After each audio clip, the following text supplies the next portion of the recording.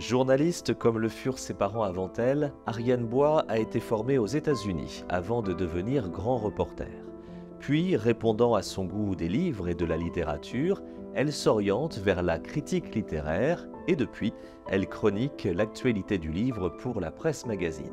Mais à côtoyer les écrivains et répondant aussi sans doute à une envie longtemps réprimée, elle se lance à son tour dans l'aventure et publie un premier roman en 2009, Et le jour sera pour eux comme la nuit, un livre qui connaîtra un joli succès et recevra plusieurs prix. Depuis, on retrouve Ariane Bois régulièrement en librairie, où ses livres ont séduit un public fidèle, sensible à la qualité de son écriture et la pertinence de ses sujets. Travaillant la psychologie de ses personnages, cherchant le ton juste, la bonne musique, Ariane Bois n'a pas peur des sujets de société qui nous touchent et nous interpellent. Le suicide, dans son premier roman, les Juifs turcs pendant la Seconde Guerre mondiale dans Le Monde d'Anna en 2011, l'adoption forcée d'enfants réunionnais et déplacés vers la Creuse dans les années 60 dans L'île aux enfants, paru en 2019, ou encore la difficulté du deuil dans Sans oublier, publié en 2014. Voici l'actualité d'Ariane Bois, Après elle, un livre qui vient de sortir aux éditions Récamier. Nous sommes en novembre 1999.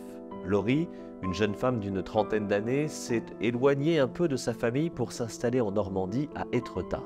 Un matin, un coup de téléphone, votre sœur est hospitalisée à la Timone à Marseille, venez vite, c'est grave.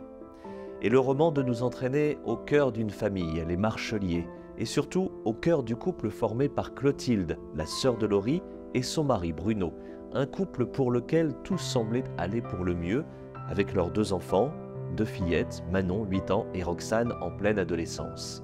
Et pourtant, ce jour de novembre, Bruno a frappé sa femme à coups de marteau avant de l'asperger de White Spirit. Pourquoi ? Abordant ce sujet ô combien délicat et d'actualité du féminicide, Ariane Bois explore ici les répercussions sur les autres membres de la famille et notamment les enfants. Comment se relever après le deuil, comment vivre avec l'incompréhension, comment se construire avec la culpabilité. Portée par une écriture pudique, sensible, sans pathos, Ariane Bois nous offre ici un roman coup de poing, un roman essentiel, qui nous rappelle qu'en France, aujourd'hui encore, une femme est tuée sous les coups de son mari tous les 3 jours et que 220 000 femmes sont victimes chaque année de violences conjugales. Après elle, le nouveau roman d'Ariane Bois est publié aux éditions Récamier et c'est un coup de cœur.